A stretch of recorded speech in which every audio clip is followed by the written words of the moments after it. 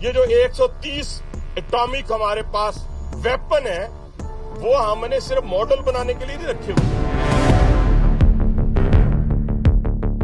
ক্ষমতার উষ্ণতা সবাই সহ্য করতে পারে না, আর সেই ক্ষমতার অংশ হিসেবে যদি পারমাণবিক অস্ত্র থাকে তবে সেটা ব্যবহার না করলে অথবা ব্যবহারের হুমকি না দিলে মন শান্ত হয় কিভাবে? সম্প্রতি এমন একটি কাজ করেছেন পাকিস্তানের মন্ত্রী হানিফ আব্বাসি। প্রকাশ্যে ভারতকে দিয়েছেন পারমাণবিক অস্ত্রের হুমকি। তিনি সতর্ক করে জানিয়েছেন যে পাকিস্তানের অস্ত্রাগারে মিসাইল সহ 130টি পারমাণবিক ওয়ারহেড শুধুমাত্র ভারতের জন্য তৈরি রাখা হয়েছে।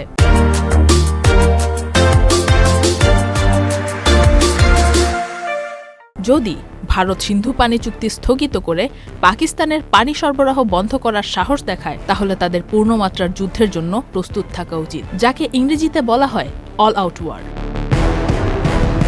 পেহেলগাম সন্ত্রাসী হামলায় ২৬ জন নিহত হওয়ার পর ভারত পাকিস্তানের বিরুদ্ধে একাধিক পাল্টা ব্যবস্থা নেয়ার ঘোষণা দেওয়ার পর পাক মন্ত্রীর এই প্রতিক্রিয়া সামনে এলো।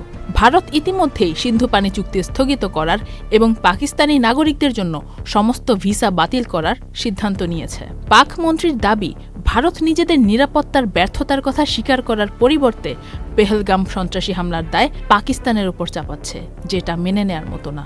Faria Ahmed Khan, channel I.